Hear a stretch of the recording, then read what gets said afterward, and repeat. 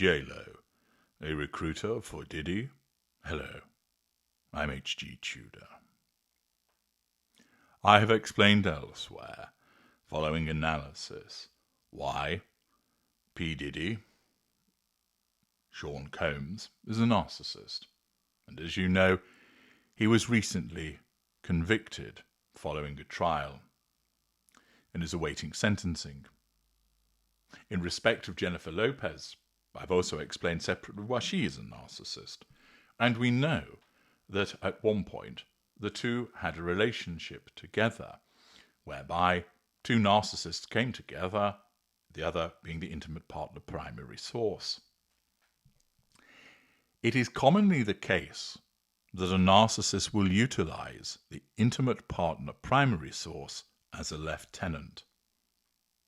This is irrespective of what that intimate partner primary source is, whether they are an empath affected by emotional thinking, a normal, a narcissistic individual, or a narcissist. They will often be utilized by the narcissist in the role as a lieutenant to advance the needs and aims of that particular narcissist. A common example, for instance, is whereby the new intimate partner primary source is convinced, as a consequence of their benign treatment by the narcissist and the smearing of the ex, that the ex is a nutcase, that they're a lunatic, that they're seeking to split up the new intimate partner primary source from the narcissist. Remember, the new intimate partner primary source doesn't know that they've been ensnared by a narcissist. They think they've found their soulmate. They think they've found someone wonderful and amazing as a consequence of the love bombing and being in the golden period. They have been told, as a consequence of the need to assert control over that ex, that the ex is a drug addict, an alcoholic, a thief, a nutcase, a child alienator, whatever it might be. And invariably, as a consequence of the contrast in behaviours, them being treated brilliantly, and they see some evidence of the dissatisfied intimate partner primary source flinging shit at the narcissist, they believe what the narcissist has told them. And indeed, they go further, whereby they may well confront the ex, telling them to pipe down and telling them that they are a nutter and a lunatic. They may well spend their time telling other people about how the ex is a lunatic and that they're trying to split that person up from the narcissist. And thus the intimate partner primary source finds themselves utilized as a lieutenant by the narcissist. It is sometimes the case that a narcissist will utilize another narcissist as a lieutenant because they can make useful attack dogs. And therefore, the narcissist recruits another narcissist, not necessarily always intimately, it could be on the basis of being friends or even an employee, and utilizes them to go after other people on the behalf of the narcissist. We have here the possibility that P. Diddy has utilized Jennifer Lopez as a lieutenant for the purposes of acting as a recruiter in the context of his illicit activities. To do so, we piece together the relationship that Lopez had with P. Diddy, their involvement in controversial incidents, industry dynamics, and the broader allegations that have been made against Diddy. It may well be the case that this demonstrates that Jennifer Lopez, although a narcissist herself, had the prime aims catered for by acting in this role as a recruiter. Accordingly, the suggested dynamic is that Diddy asserts control over Lopez to cause her to act as a recruiter, which then provides him with fuel by way of her responses and residual benefits by way of her acting as a recruiter for his illicit activities. Lopez receives fuel from Diddy by way of his response.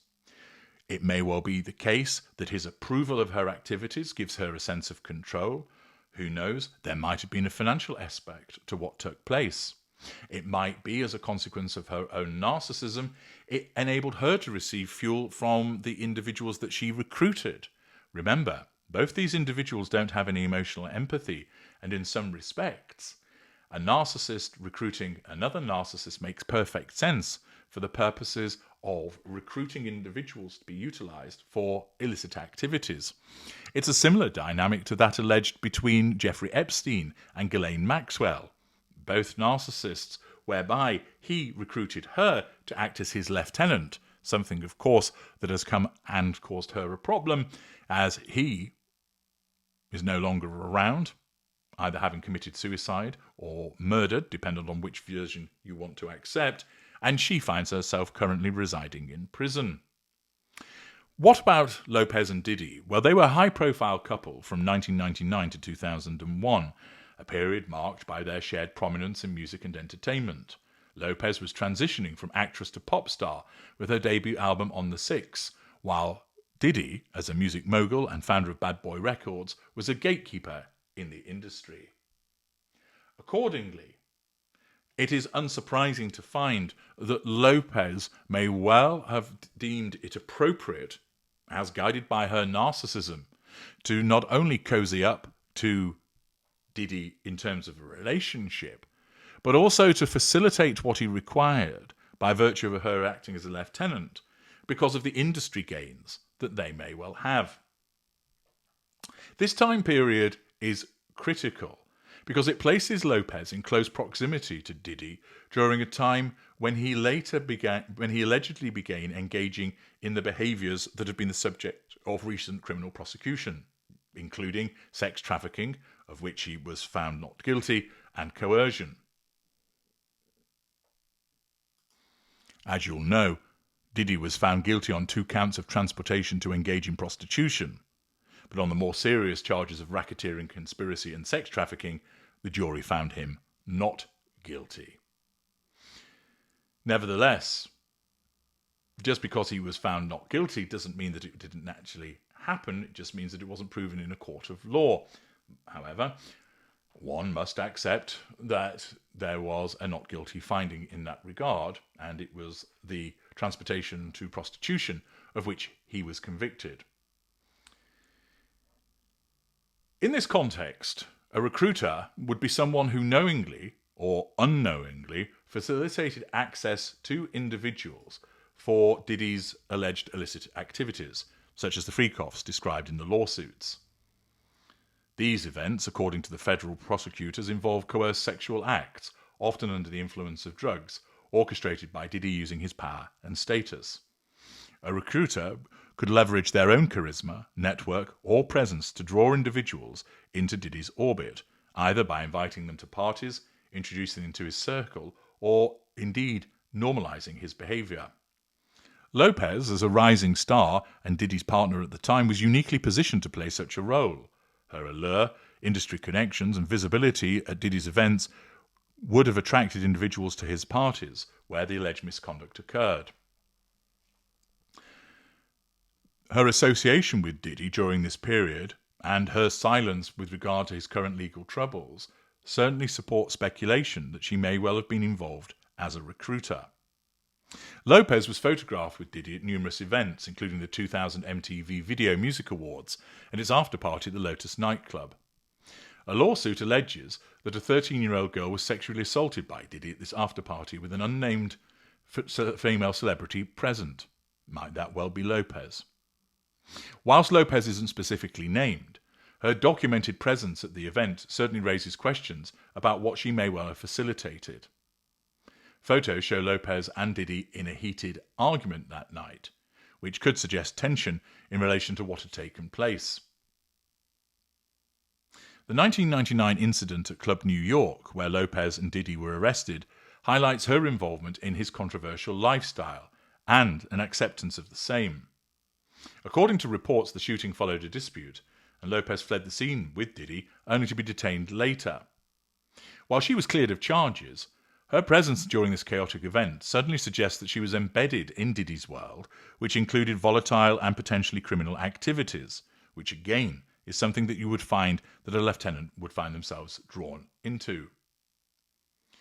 A podcast from 2024 by Suge Knight claims that Lopez lied about the gun belonging to rapper Shine, sending him to prison, which, if true, indicates a willingness to protect Diddy and also demonstrates a role as lieutenant.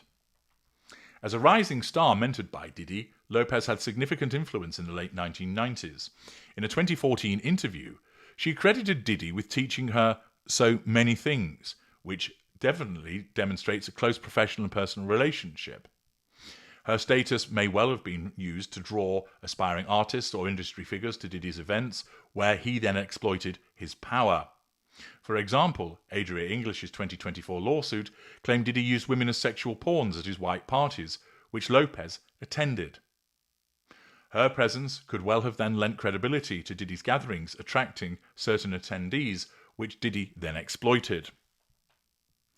There were recent reports that Diddy threatened Lopez for not supporting him during his 2025 trial, hinting at compromising information he could reveal. This certainly suggests that Lopez may well have knowledge of or even involvement in events that Diddy wishes to leverage, again pointing to her role as a recruiting lieutenant. Her silence, despite being named as a potential witness in Cardello Smith's $400 million lawsuit, could well indicate a desire to avoid implicating herself. There is a clear narrative that emerges when combining these elements. Lopez, as Diddy's partner, was a magnet for attention in the late 1990s. Her presence at his parties, such as the White Parties or the 2000 VMAs After Party, may well have drawn young women and aspiring entertainers seeking industry connections. Diddy, as a gatekeeper in the music industry, certainly was alleged to have used such events to lure victims. Lopez's star power and charm may well have been utilized as a lieutenant to normalize these gatherings, making them appear glamorous and safe, enabling people to be drawn into them, and therefore she might even have unwittingly acted as a recruiter for him. Alternatively, she may have even been complicit to some extent.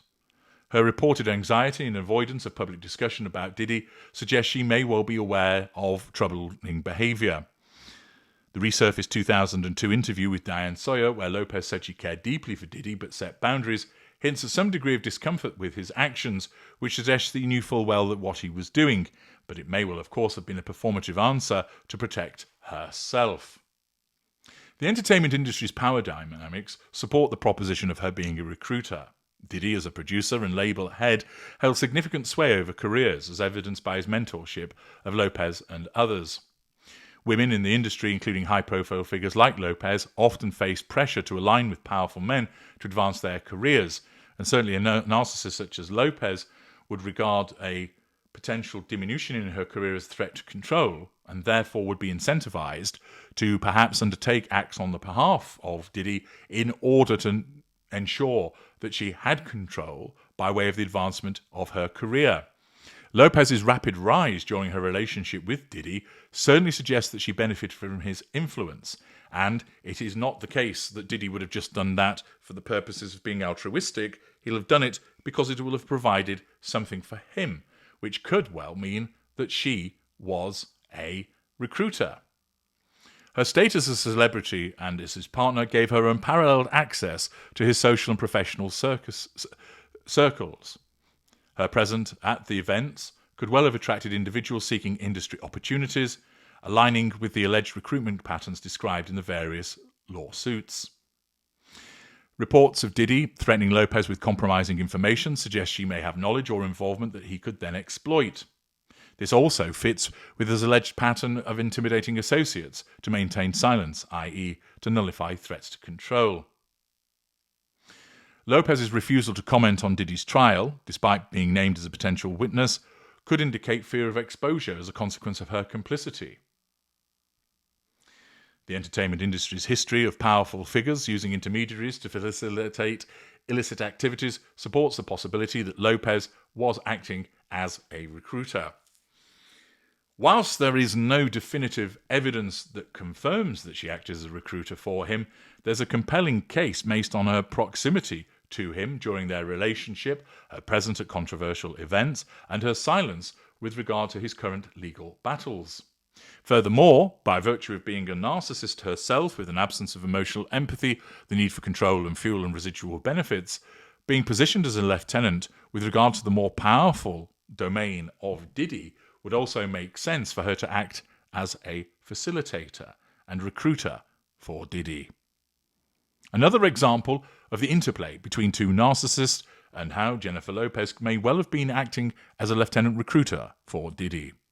What are your thoughts, valuable viewers? Let me know in the comments section. I'm HG Tudor. Thank you for listening.